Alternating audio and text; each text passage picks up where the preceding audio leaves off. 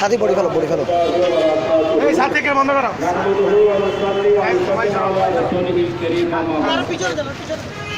অতটা Bangladesh time front যুবসেনা ছাত্র সেনা আঞ্জুমান হিজবুল্লাহ বাংলাদেশ এবং জমি তুফানাপতি পূর্ব নাসিরাবাদ শাহী জামিন মসজিদের সমস্ত সুন্নি মুসলিম ভাইদের ব্যবস্থাপনায় এই প্রতিবাদ সভা জালেম ইসরায়েলিরা আজকে ঘৃণা দুদিনটা ৫০ বছর ধরে ফিলিস্তিনি মুসলমানের উপর যে হামলা করে আসছে, মুসল্লিদেরকে নামাজ পড়তে দিচ্ছে না, এই জালেমদের আগ্রাসনের বিরুদ্ধে আমরা আজকে প্রতিবাদ জানানোর জন্য আজকে আমরা কৃষি দূরে সমাবেশ করেছি। ঠিক না ভাইয়েরা?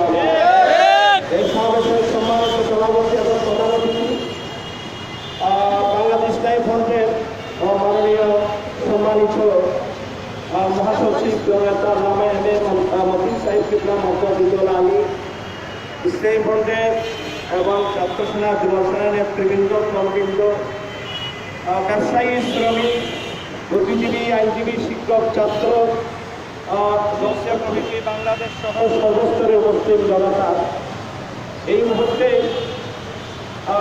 এই জালেমরা ফিলিস্তিনের উপর যে আক্রমণ করছে, নিরীহ মুসলিম ভাইদেরকে শহীদ করছে, আমরা তার তীব্র প্রতিবাদ জানাচ্ছি। তাদের ঘৃণার ভাষা আমাদের মধ্যে নাই, কোন ভাষা দিয়ে ঘৃণা করবে সে ভাষা আমাদের মধ্যে নেই। আমি একটা কথা বলব, ফিলিস্তিনের উপর হামলা কেন, বাইতুল মুকাদ্দাসের উপর হামলা কেন, জাতিসংঘের আমরা জবাব চাই।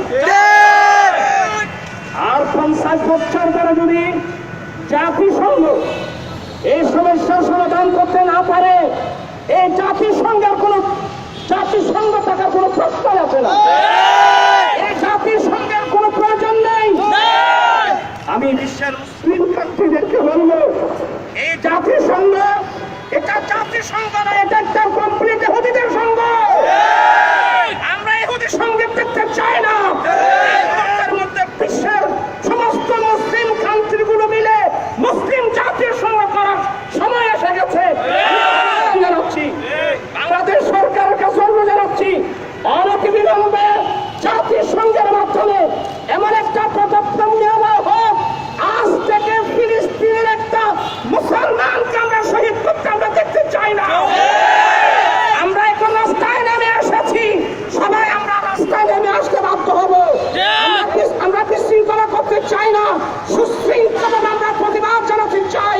বাংলাদেশ সরকারকে বলবো, অনতিবিলম্বে জাতিসংঘের মাধ্যমে এই সমস্যার সমাধানের নিরসন করার ব্যবস্থা নেওয়া হোক।